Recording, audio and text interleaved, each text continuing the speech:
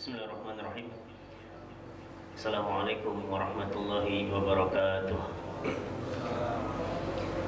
Alhamdulillahilladzi arsala rasulahu bil huda wa dinil haqqi lidhhirahu 'ala ad-din kullih. Wa kafa billahi shahida, asyhadu an la ilaha illallah wahdahu la syarika lahu wa asyhadu anna sayyidana wa nabiyyana Muhammadan 'abduhu wa rasuluhu sahibus syari'ah. Allahumma salli wa sallim wa barik wa karrim wa azim ala sayyidina wa nabiyina wa habibina wa qurrati a'yunina wa maulana Muhammad wa ala alihi wa ashabihi wa mawalah.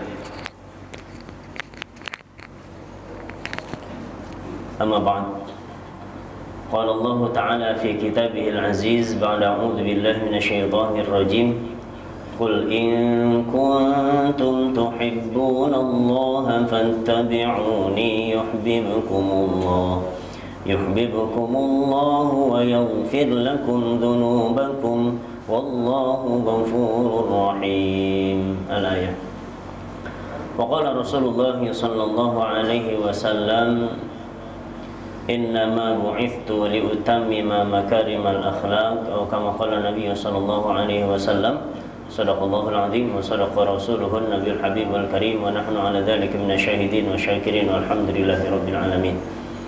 Ada ibu-ibunya enggak, Pak? Ada ibu-ibunya? Hah? Ada sampingnya. Bapak Ibu hadirin wal hadirat rahimakumullah, jamaah salat zuhur yang dirahmati Allah Subhanahu wa taala. Wabil khusus segenap pengurus Mushola An-Nur yang dirahmati Allah, syukur kita lagi dan lagi kepada Allah Subhanahu wa taala atas nikmat dan karunia yang Allah berikan kepada kita.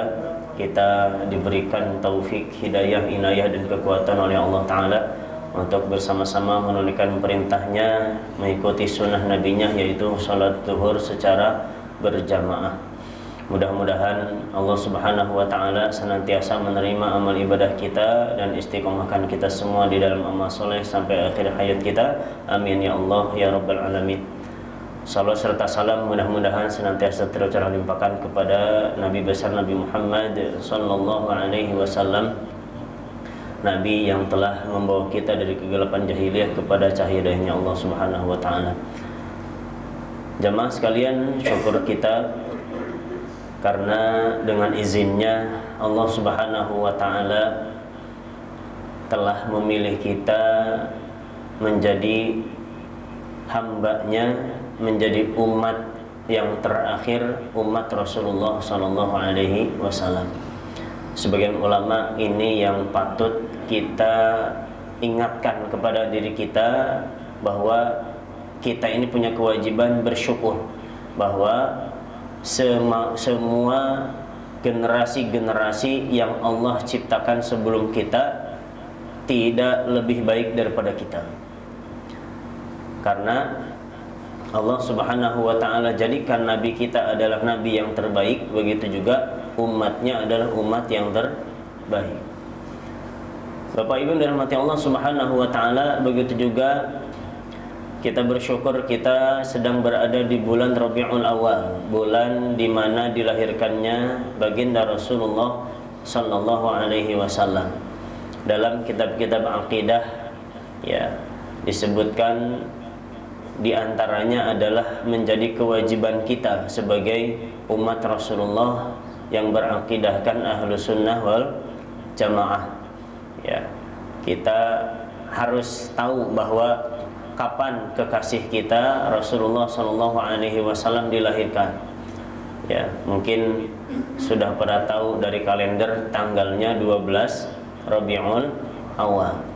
Sebenarnya ini bukan suatu kesepakatan semua ulama, tapi mayoritas bersepakat tanggal itu. Ya. Tanggal 12 Rabiul Awal, tahunnya adalah tahun gajah. Ya, kenapa tahun gajah? Karena kita sering baca di dalam Al-Qur'an namanya surat Al-Fil.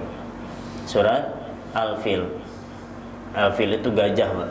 Di mana Raja Abraha, ya.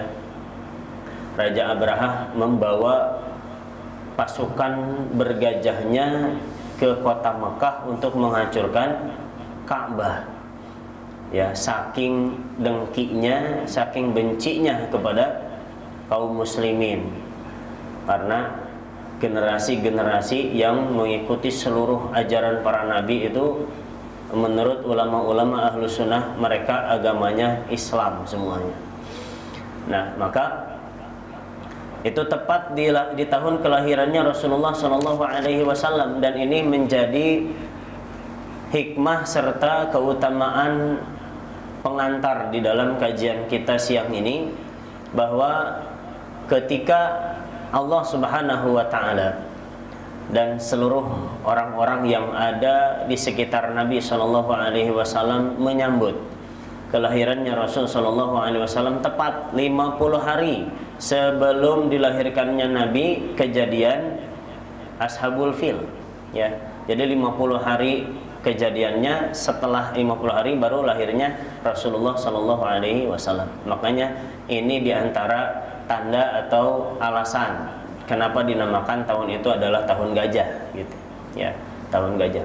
Dan ini menjadi keberkahan pertama yang Allah Subhanahu wa Ta'ala berikan kepada Nabi kita, karena suatu kemustahilan, Mbak, di mana Nabi kita ini menjadi nasikh, ya, menjadi penghapus atau perubah syariat-syariat sebelumnya, atau penerus juga, di mana Ka'bah yang mulia ini adalah peninggalan daripada Nabiullah Ibrahim alaihissalatu wassalam, ya. Karena peninggalan dan akan diwariskan kepada Nabi kita, maka akan menjadi aneh kalau syariat haji ada sementara Ka'bahnya hancur. Dan Ka'bah ini adalah rumahnya Allah Subhanahu wa Ta'ala, sudah pasti Allah jaga. Bahkan Allah Subhanahu wa Ta'ala menganggap remeh itu, ya, Raja Abraha beserta pasukan bergajahnya, gajahnya besar-besar, tapi Allah kirim pasukannya kecil-kecil. Apa, Pak? Burung, ya. Burung ababil itu kecil. Cuman memang bukan masalah burungnya, yang dipermasalahkan adalah senjatanya. Ya, tarmihim bihijaratin min sijil. Burung ini diperintahkan oleh Allah dengan izin Allah mengambil batu-batu kerikil dari neraka. Ya, kalau dari neraka nggak ada tandingan, ya, Pak. Ya, dilemparin kepada pasukan bergajah, ya udah kepanasan, kebakaran. Akhirnya binasalah mereka. Itu yang pertama. Kemudian Bapak Ibu yang dirahmati Allah Subhanahu wa Ta'ala, jamaah salat zuhur. Kemudian ketika Nabi Shallallahu alaihi wasallam dilahirkan ke bumi, ini menjadi akhiran fil ba'thi wa awalan fil khalqi. Ini yang harus kita yakini juga, bahwa Nabi Shallallahu alaihi wasallam itu bisa saja secara kelahirannya terakhir dari seluruh para nabi dan rasul. Dan kita semua sudah tahu ada berapa nabi yang wajib kita hafal? 25. Tapi ada yang tahu jumlah seluruh para nabi? 124.000 seluruh para nabi. Dari 124.000 itu, sebagian ulama berpendapat disaring, yang merangkap nabi dan rasul ada 313 menurut kaul pertama, menurut kaul kedua 315. Tapi yang paling masyhur adalah 313 sesuai dengan jumlah pasukan badarnya Rasulullah SAW. Nah, dari 313 ini disaring lagi, yang Allah Subhanahu wa Ta'ala sebutkan di dalam Al-Quran hanya 25 saja, ya. Dan dari 25 disaring lagi hanya 5 yang menjadi nabi dan rasul ulul azmi. Nah, maka secara penciptaan Nabi SAW adalah yang pertama. Kenapa? Hadis masyhur menyebutkan bahwa ketika Nabiullah Adam alaihissalam di dalam surga, kemudian diperintahkan oleh Allah Subhanahu wa Ta'ala sujud di depan arasy. Kemudian setelah sujud, Allah Subhanahu wa Ta'ala memerintahkan, ya Adam irfa' ra'sak, wahai Adam, angkatlah kepalamu, bangun. Ketika Nabiullah Adam ini bangun mengangkat kepalanya, maka yang dilihat di papan arasy Allah Subhanahu wa Ta'ala tulisannya adalah la ilaha illallah Muhammadur Rasulullah. Sehingga Bapak Ibu dirahmati Allah Subhanahu wa taala, di dalam kitab-kitab Maulid tentang kitab-kitab yang menjelaskan tentang sejarah perjalanan dari mulai dilahirkannya Rasul sallallahu alaihi wasallam dengan berbagai riwayat-riwayatnya. Riwayat pertama menyebutkan bahwa kenapa nabi kita ini namanya Muhammad. Riwayat pertama menyebutkan bahwa malaikat Jibril alaihissalatu wassalam datang kepada Sayyidatuna Aminah, ibunda Rasul sallallahu alaihi wasallam, dan memerintahkan, "Ya Aminatu sammihi Muhammadan."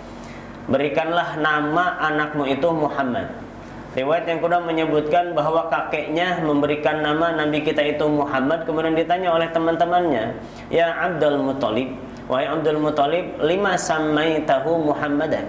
Kenapa engkau memberikan nama cucumu itu Muhammadan? Kata Abdul Muthalib, "Li'an yuhmada Uqbah." Aku berharap semoga cucuku ini menjadi orang terpuji di kemudian hari. Dan itu menjadi dua kesimpulan kita. Yang pertama bisa jadi formalitas bentuk syariah, ya. Yang keduanya sebagai pengukuhan. Karena pada sejatinya yang memberikan nama Muhammad itu adalah Allah Subhanahu wa taala sendiri, karena penciptaan Arasy itu jauh, ya, masanya sebelum diciptakan Nabi Adam alaihi salatu wassalam. Namanya sudah tertera, Pak. Makanya di dalam kitab An-Mudajjul Labib karangan Al-Imam Suyuti rahimahullah, beliau menyebutkan kana nabiyyuna nabiyyan wal adam bainal ma'i wat tini. Kata Imam Suyuti, Nabi Shallallahu alaihi wasallam itu sudah menjadi nabi sementara Nabi Adam masih dalam proses air dan tanah. Ya, kenapa? Karena namanya sudah muncul duluan, Pak. Nabi Adam masih proses, gitu. Ya, ini juga harus menjadi bahan-bahan dalam segi akidah keyakinan kita. Kemudian Nabi Muhammad Shallallahu alaihi wasallam menjadi kewajiban kita. Beliau dilahirkan di kota Mekah, wafatnya di Madinah. Dan ini, Pak, harus kita ajarkan kepada anak-anak kita. Jangan sampai anak kita ketika ditanya, "Nak, tahu nggak Nabi Muhammad lahirnya di mana?" Kayaknya di Jonggol. Aduh, ini menjadi musibah ini. Anak kita nggak tahu kelahirannya nabinya, gitu ya. Wafatnya di mana? Kayaknya di Jeddah, Pak. Wah, ini kayaknya korban media ini, ya. Nah, maka kita harus ajarkan nabi kita lahirnya di tanggal 12 Rabiul Awal Hijriah. Ya, tanggal 12 Rabiul Awal.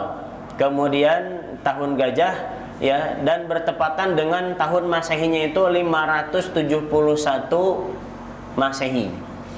Ya, bertepatan dengan 571 Masehi, berarti jeda, ya, atau jarak dari kelahirannya Nabi Isa kepada Nabi kita itu 5 abad setengah lebih, ya, 5 abad setengah lebih.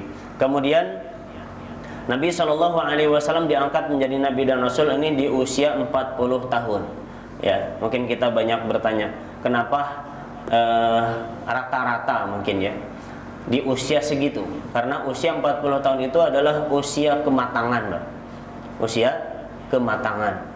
Ya, kalau usia-usia di bawah 40 ini masih mungkin menuju kepada kematangan.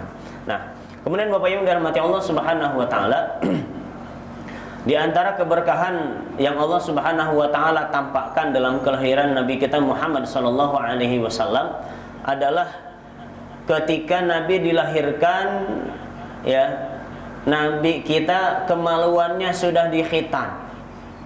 Jadi nggak susah-susah, Pak, ya. Orang zaman dulu ini gimana motongnya, pakai apa, gitu, ya, dan sebagainya. Tidak, karena sudah dikhitan dari mulai lahir. Kemudian di antara kelebihan kelahiran Nabi Shallallahu alaihi wasallam juga, mata Nabi Shallallahu alaihi wasallam sudah dipakaikan celak, Pak. Jadi sudah kelihatan tuh pakai celak, ya. Nah, maka menjadi kesininya menjadi sunnah Nabi Shallallahu alaihi wasallam kita memakai celak, ya. Celak apa? Celak bubuk, Pak. Kalau Bapak Ibu di sini yang pernah haji dan umroh, di sana banyak yang bahan-bahannya memang dipadukan, ya. Ada yang berbahankan dari batu ismid dan sebagainya. Yaitu sunnah Nabi Shallallahu Alaihi Wasallam. Kemudian Bapak yang dirahmati Allah Subhanahu Wa Taala, dan menjadi kewajiban kita sebagai umat yang terakhir, ya, di mana para alim ulama kita sepakat bahwa la yaqbalullahu imana 'abdin, tidak akan diterima oleh Allah Subhanahu wa taala iman seorang hamba hatta yu'mina bi Muhammadin, sampai dia ini beriman kepada Nabi Muhammad sallallahu alaihi wasallam. Penghuni bumi ini agamanya macam-macam, ya. Ada orang Yahudi yang memang generasinya lebih dulu mungkin, ya, peradabannya. Kemudian begitu juga ada orang-orang Nasrani. Nah, sehingga siapapun di antara mereka yang pernah mendengar bahwa Nabi terakhir itu adalah Nabiullah Muhammad, kemudian Nabi Muhammad adalah Nabi yang terakhir, maka semua yang pernah tahu itu wajib beriman kepada Nabi Muhammad SAW. Ya, dan sudah menjadi kesepakatan siapa yang tidak beriman maka mardudun, akan tertolak di hadapan Allah Subhanahu wa taala. Karena di dalam Al-Qur'an juga disebutkan inna dina 'indallahi Islam, ya. Kemudian Bapak Ibu dirahmati Allah Subhanahu wa taala, yang harus kita ajarkan juga kepada diri kita, kepada anak-anak kita adalah diantaranya kecintaan. Setelah beriman, kecintaan kita kepada Nabi Muhammad SAW. Di dalam satu hadis Nabi, di dalam ayat, ya, kita bahas ayatnya, bahwa Allah Subhanahu wa taala firmankan, qul, katakan wahai Muhammad, in kuntum tuhibbunallah. Jadi ayat ini di dalam salah satu asbabun nuzulnya ada sekelompok orang Arab mengatakan, ya Rasulullah, wahai Rasulullah, inna lanuhibbu rabbana, sesungguhnya kami ini sangat cinta kepada Tuhan kami, kepada Rabb kami. Nah, maka Allah Subhanahu wa taala turunkan ayat ini, katakan wahai Muhammad, jikalau kalian cinta kepada Allah Subhanahu wa taala, fattabi'uni, maka katakan kepada mereka, wahai Muhammad, ikutilah aku, ikutilah aku. Jadi mengikuti Nabi Shallallahu Alaihi Wasallam itu sama dengan mencintai Allah Subhanahu wa taala, dan salah satu bukti wujud daripada cinta kita kepada Allah Subhanahu wa taala, ya, karena mencintai para rasul, mencintai semua utusan-utusan Allah Subhanahu wa taala, ini adalah wujud.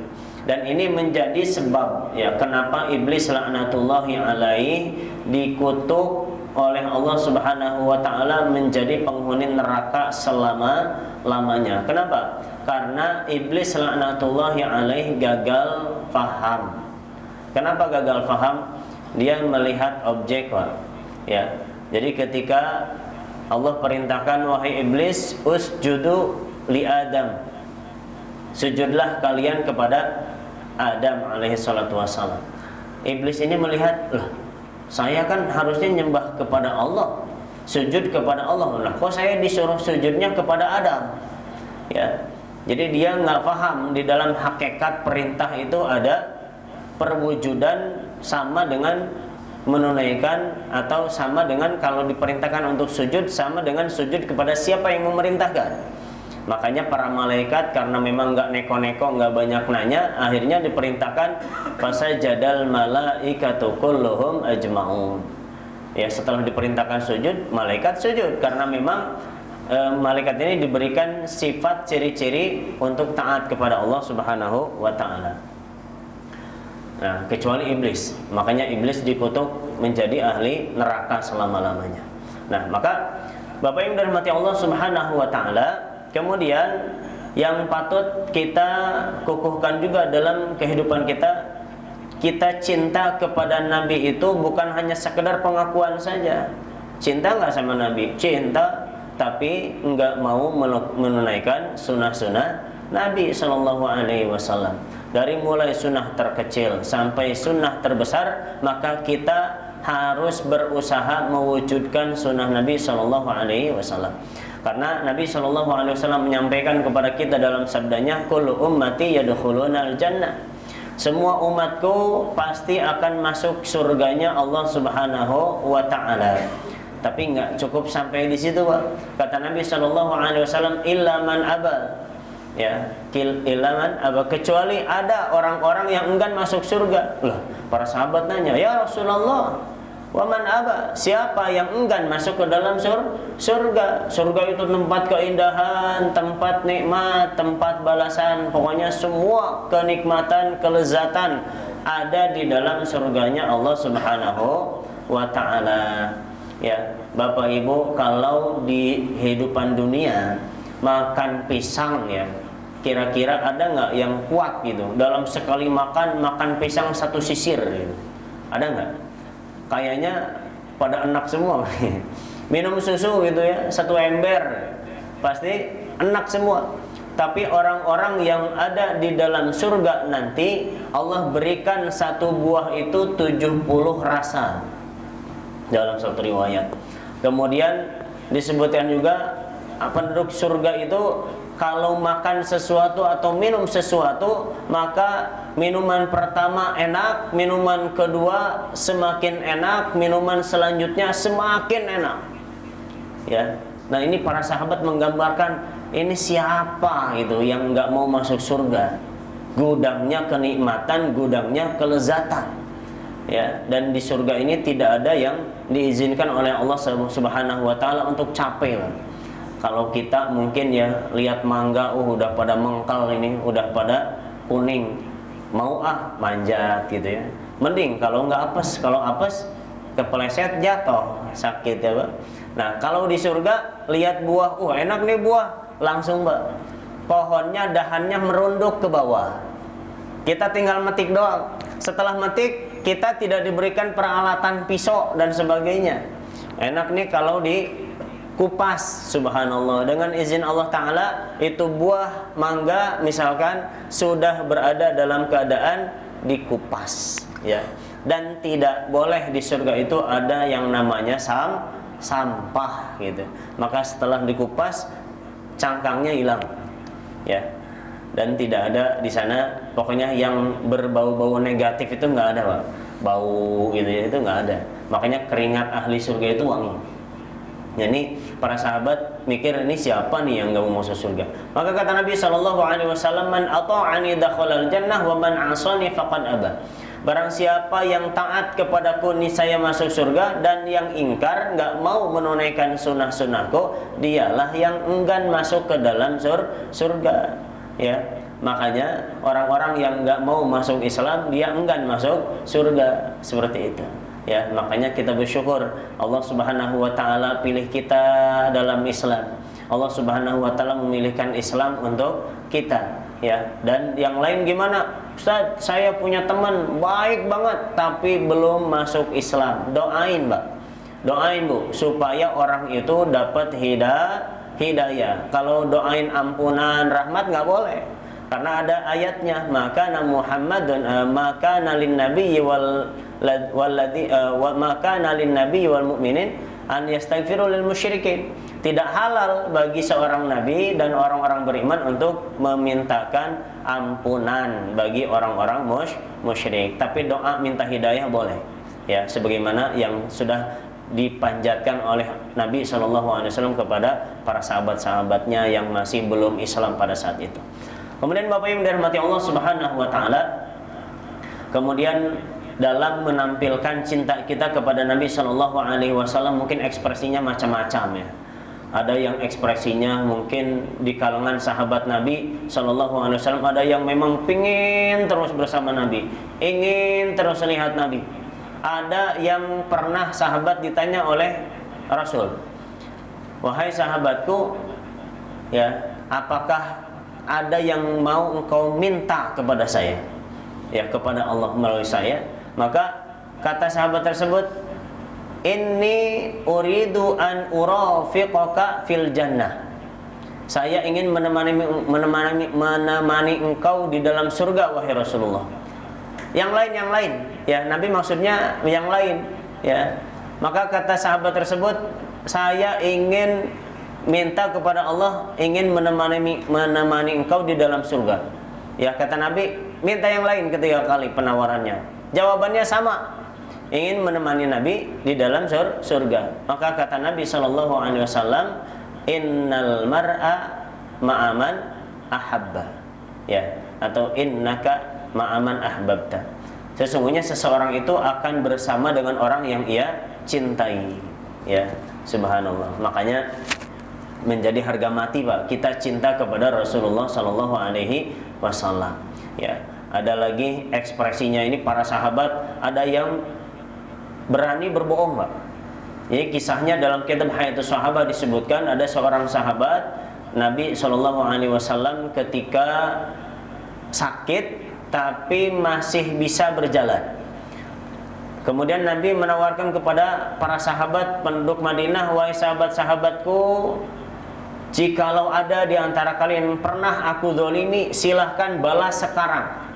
Ada seorang sahabat angkat tangan, aku wahai Rasulullah, apa perbuatanku kepadamu? Wahai Rasulullah, pada suatu waktu, ya, engkau pernah mencambukku dalam keadaan aku tidak memakai baju. Maka hari ini aku ingin meminta balasannya. Kata Nabi, jikalau itu benar maka silahkan lakukan. Dibuka badan Nabi SAW bajunya, kemudian terlihat, ya, di mana keindahan badan Nabi SAW, bersihnya badan Nabi SAW. Maka setelah itu sahabat tersebut pun membuka bajunya, langsung menghampiri Nabi dan memeluk Nabi SAW. Maka kata sahabat tersebut, wahai Rasulullah, sesungguhnya engkau ini terbebas dari segala kekurangan. Engkau tidak mungkin zalim kepada seorang pun. Hanya saja aku mencintai engkau karena Allah, dan aku bingung untuk mengutarakannya karena aku ingin sekali memeluk tubuhmu yang mulia. Dipeluk, Pak. Sahabat yang lain heran.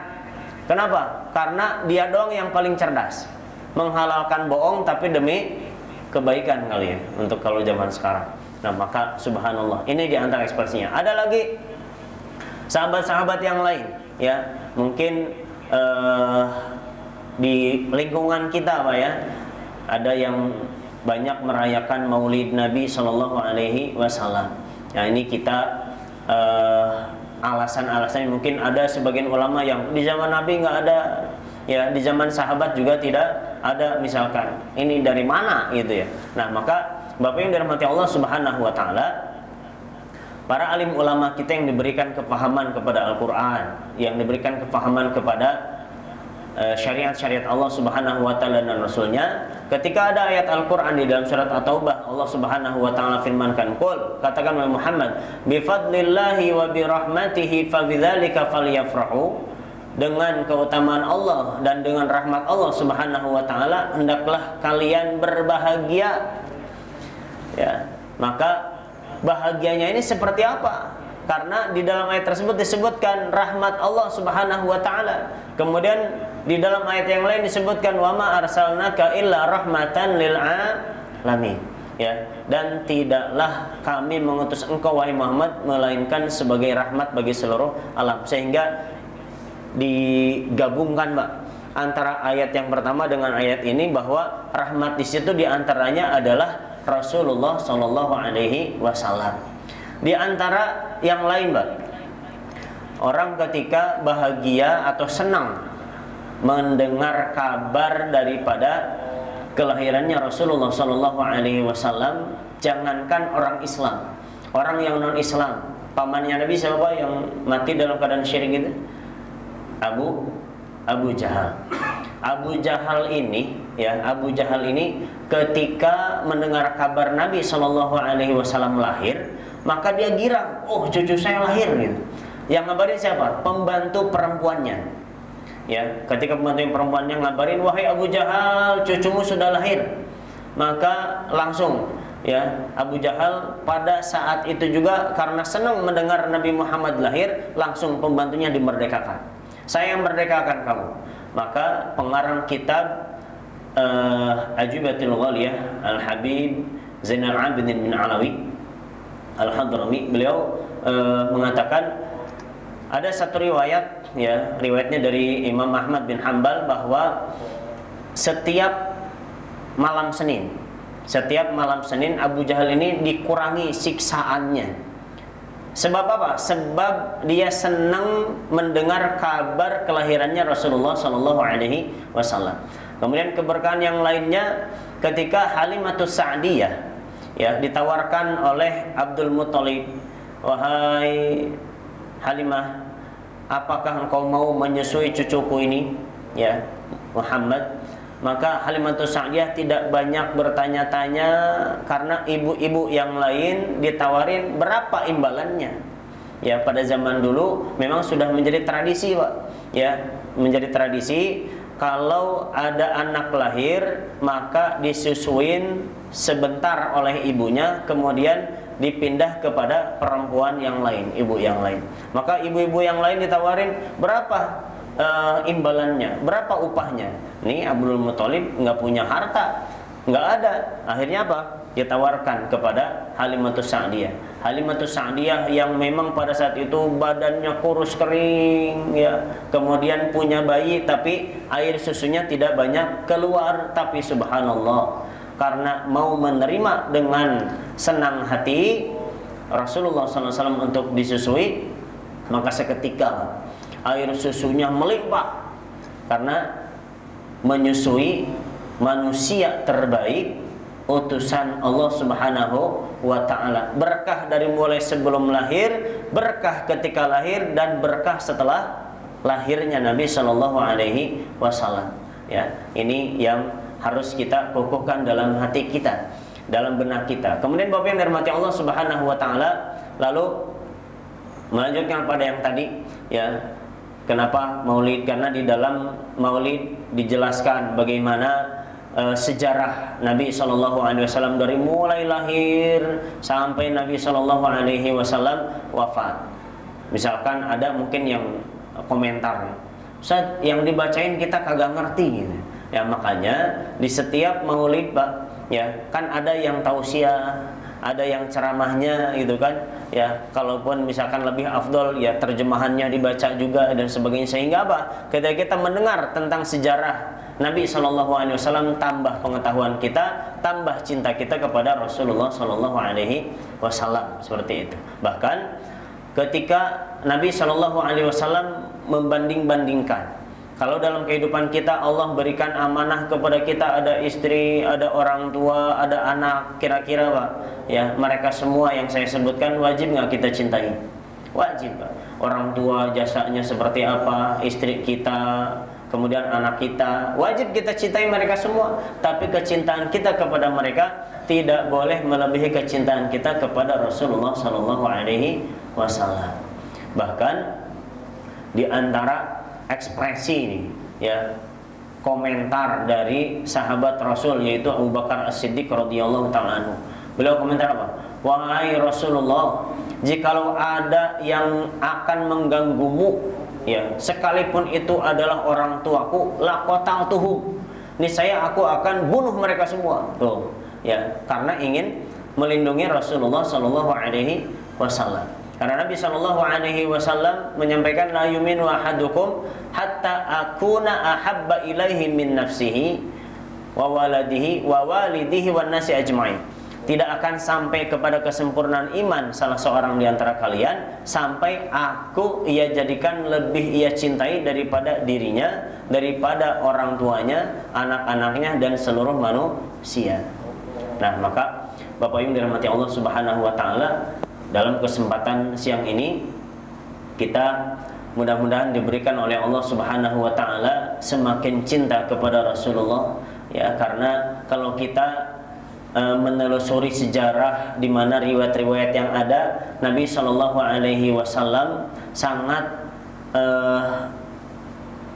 mencintai kita, sangat merindukan kita. Bahkan apa saja segala sesuatu, wabil khusus, ya di dalam masalah sholat di waktu ketika Isra dan Mi'raj Nabi Shallallahu Alaihi Wasallam, Allah berikan perintah sholat berupa sebanyak 50 waktu sholat. Tapi subhanallah, karena memang ada nasihat dari Nabiullah Isa, ya wahai Muhammad, umatmu tidak akan mampu gitu. Akhirnya Nabi kita bolak-balik, Pak, ya bertemu dengan Allah Subhanahu wa ta'ala, minta keringanan sampai diberikan diskonnya 90% ya. Karena 50 menjadi 5 ini 90% gitu. Ada nggak Pak di sini di mall yang diskonnya 50%? Kayaknya belum ada itu. Kalau ada udah pasti bergelak-gelakan gitu ya, macet gitu. Nah, maka Bapak Ibu dirahmati Allah Subhanahu wa taala, sehingga di dalam akhir hayat Nabi Shallallahu Alaihi Wasallam yang disebutkan bukan zaujati istriku, bukan binti putriku, tidak. Yang disebutkan oleh Nabi Shallallahu Alaihi Wasallam adalah umat gitu ya. Karena yang Nabi Shallallahu Alaihi Wasallam diberikan pengetahuan oleh Allah Subhanahu Wa Taala, istri-istri Nabi sudah dijamin surganya, anak-anak Nabi sudah dijamin surganya, yang belum umatnya dijamin, cuman mungkin dengan sebab dosa-dosanya ada yang nyicipin neraka dulu gitu ya. Nah, maka Bapak yang dirahmati Allah Subhanahu wa taala, terakhir Nabi Shallallahu Alaihi Wasallam sampaikan kepada kita dalam sabdanya, aqrabukum minni majlisan yaumal qiyamah, orang yang paling dekat duduknya denganku pada hari kiamat nanti adalah aktsarukum alayya shalah, orang yang paling banyak sholawat kepadaku. Bahkan ini dijadikan sebagai ekspresi cinta kita kepada Rasulullah Shallallahu Alaihi Wasallam. Orang-orang yang tidak cinta kepada Islam, mereka mengatakan tuh katanya orang-orang Islam, nabinya aja masih didoain. Bukan gitu. Maka guru saya menyampaikan ketika menjelaskan tentang salawat kepada Nabi Shallallahu Alaihi Wasallam, ini ibaratnya gini Pak. Ibarat ini gelas, airnya sudah penuh, kemudian kita isi. Kira-kira kalau saya isi terus ini air, modal nggak Pak? Modal. Modalnya air kita doang atau air yang ada di sini juga? Ngikut Pak. Ya, maka ini tujuannya kita banyak salawat kepada Nabi Shallallahu Alaihi Wasallam, supaya salawat kita ini bercampur dengan keberkahan yang Allah Subhanahu Wa Taala simpan di dalam diri Nabi Shallallahu Alaihi Wasallam, kemudian balik lagi ke kita. Nah, yang kita minta ini adalah keberkahan itu.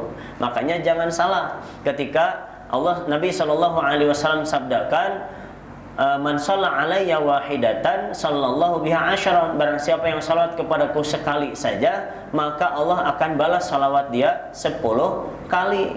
Ya, kenapa? Karena menghargai apa yang kita baca kepada Nabi Shallallahu Alaihi Wasallam. Nah, maka semakin banyak kita salawat, semakin kita menampilkan cinta kita lebih lagi kepada Nabi kita Muhammad Sallallahu Alaihi Wasallam. Ya, nah maka Bapak yang dirahmati Allah Subhanahu Wa Taala, mudah-mudahan kajian singkat ini menambah pengetahuan kita, menambah cinta kita, menambah rindu kita kepada Rasulullah Sallallahu Alaihi Wasallam. Dan kita niatkan, Pak, ya kita niatkan dalam hati kita bahwa saya ini adalah umat Rasulullah, saya harus masuk surga sesuai dengan kabar dari Rasulullah. Caranya adalah menunaikan sunnah-sunnah Nabi, memperbanyak salawat kepada Nabi Muhammad Sallallahu Alaihi Wasallam, insya Allah Ta'ala. Baik, Bapak yang dirahmati Allah Subhanahu Wa Ta'ala, mungkin ada yang mau bertanya ya tentang pembahasan kita, atau mungkin di luar dari pembahasan kita, silakan. Ya, silakan Pak. Bismillah. Tadi kalau saya mau tanya kiat-kiat dan kita baik.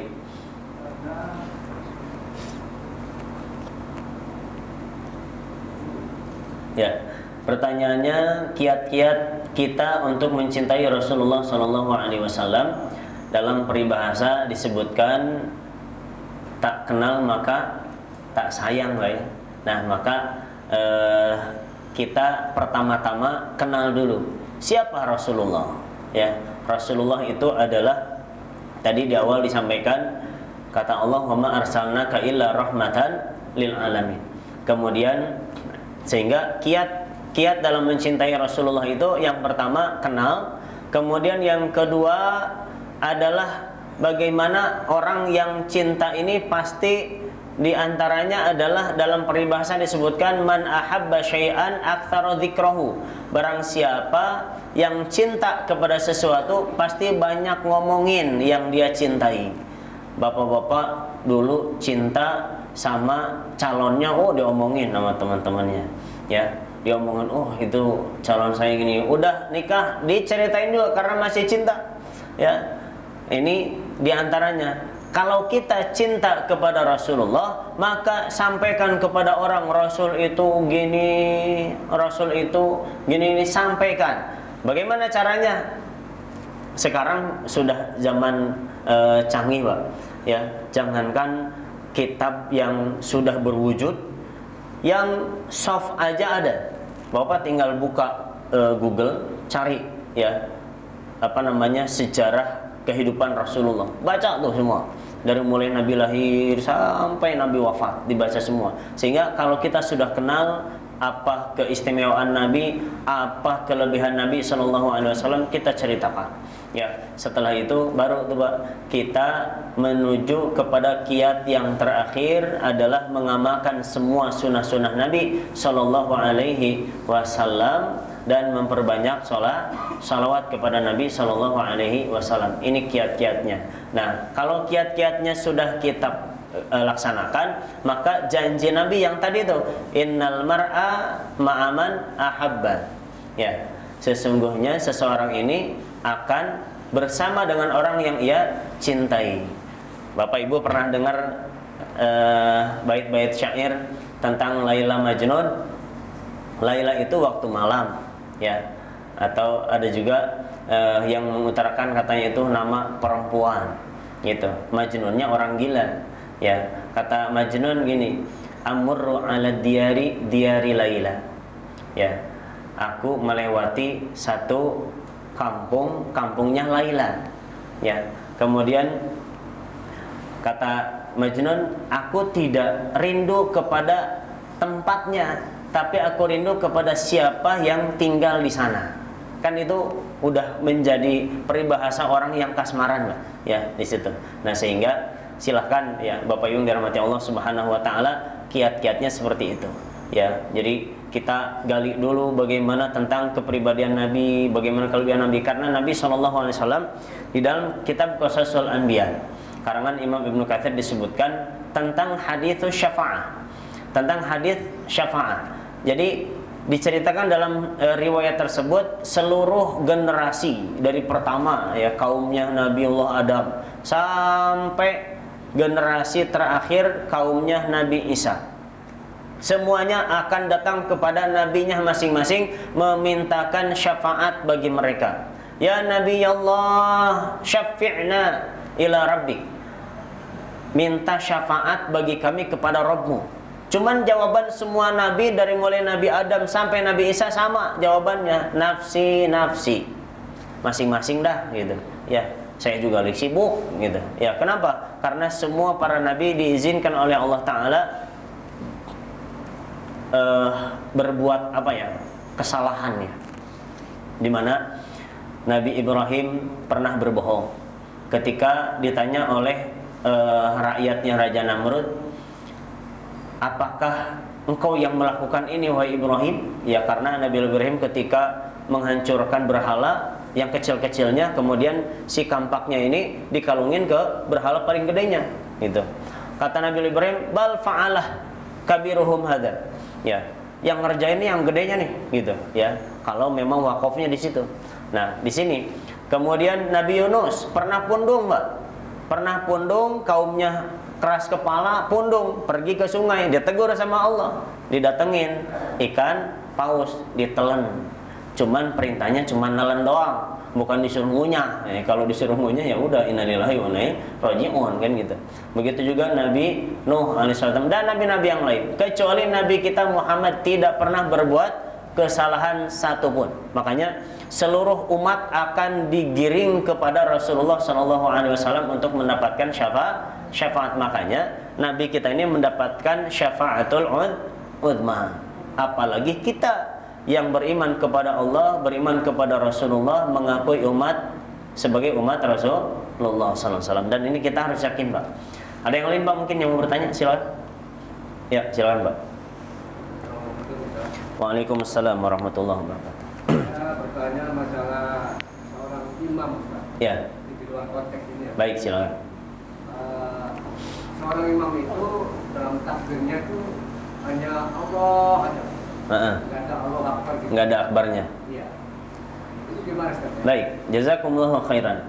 Takbir pertama namanya takbiratul ihram, itu hukumnya wajib terdengar minimal oleh telinganya sendiri, Pak. Ya, jadi kalau misalkan ada orang Allah sama makmum kedengaran, tapi bisa jadi mungkin hanya kedengaran oleh telinganya sendiri. Cuman memang dalam kesunahannya imam ini harus mengeraskan takbirnya. Supaya apa? Supaya menghindari sesuatu yang dimakruhkan atau bahkan membatalkan sholatnya makmum. Makruh kalau makmum ini takbirnya berbarengan. Misal nih Pak, kan macam-macam ya. Imam itu takbirnya ada yang lama, ada yang singkat. Ada yang Allahu Akbar, ada yang Allahu Akbar. Kalau misalkan terdengarnya hanya Allah saja, sementara barnya makmum itu bareng dengan imam, hukumnya makruh. Ya, misalkan imamnya panjang, Allah, imam juga, makmum juga Allah, makmum dan imam barnya sama, bar. Nah, ini hukumnya makruh. Tapi kalau barnya makmum duluan, maka makmum nggak sah sholatnya. Karena wajib yang namanya makmum itu nyusul, bukan berbarengan. Kecuali dalam madhab Hanafi. Kalau dalam madhab Hanafi disuruhnya itu berbarengan. Ya, maksudnya berturutan. Berturutan itu tidak dianjurkan imam selesai dulu bar, tapi boleh ikut. Ya, setelah imam Allah baru makmum Allah. Tapi dalam madhab yang lain, wabil khusus madhab Syafi'i, ya, imam bar baru kita sebagai makmum Allahu Akbar, gitu ya. Jadi Allahu Akbar baru makmum Allahu Akbar, gitu Pak. Ya. Nah, sehingga maka perlu siapapun di sini mungkin yang nanti atau yang sudah biasa jadi imam, maka harus mengetahui hukum-hukum, ya, hukum fikih di dalam menjadi imam. Adapun kita sebagai makmum nih, imam kok kagak ada barnya gitu. Ya boleh Pak, tabayun. Ya, tanya dulu, Pak mohon maaf tadi nggak kedengaran barnya, Bapak kira-kira dengar nggak barnya Bapak? Enggak, emang saya pelan aja gitu baca takbirnya. Nah, ini baru kita tahu nih, oh berarti tidak terdengar oleh telinganya sendiri gitu kan. Sehingga dalam madhab Syafi'i khususnya, orang kalau bacaannya sendiri tidak terdengar oleh telinganya sendiri, maka bacaannya tidak sah. Bacaan apa? Apa saja, baik yang rukun ataupun yang sunnahnya. Itu Pak. Wallahu a'lam. Ada yang lain Pak mungkin? Terakhir, penanya terakhir, silakan. Boleh di luar pembahasan kita juga? Tidak ada? Baik. Mudah-mudahan Allah Subhanahu wa taala memberikan kepada kita kefahaman dan kekuatan untuk mengamalkan apa yang kita ketahui. Mudah-mudahan Allah Subhanahu wa taala berikan kepada istiqomah di dalam mencintai majelis ilmu, mencintai ahli ilmu, dan mencintai majelis-majelis khair lainnya. Amin ya Allah ya rabbal alamin. Semua yang benar datang dari Allah Subhanahu wa taala, segala kekeliruan murni dia datang dari dia pribadi, mohon dimaafkan seluas-luasnya. Mudah-mudahan perkumpulan kita dilihat oleh Allah Subhanahu wa taala dan dijadikan oleh Allah Subhanahu wa taala sebagai asbab berkumpulnya kembali kita di surganya Allah Subhanahu wa taala. Amin ya Allah ya rabbal alamin. Akhirul kalam, wallahu muwaffiq ila aqwamit thoriq. Wassalamualaikum warahmatullahi wabarakatuh. Subhanakallahumma bihamdika asyhadu an la ilaha illa anta astaghfiruka wa atubu ilaik. Alhamdulillah.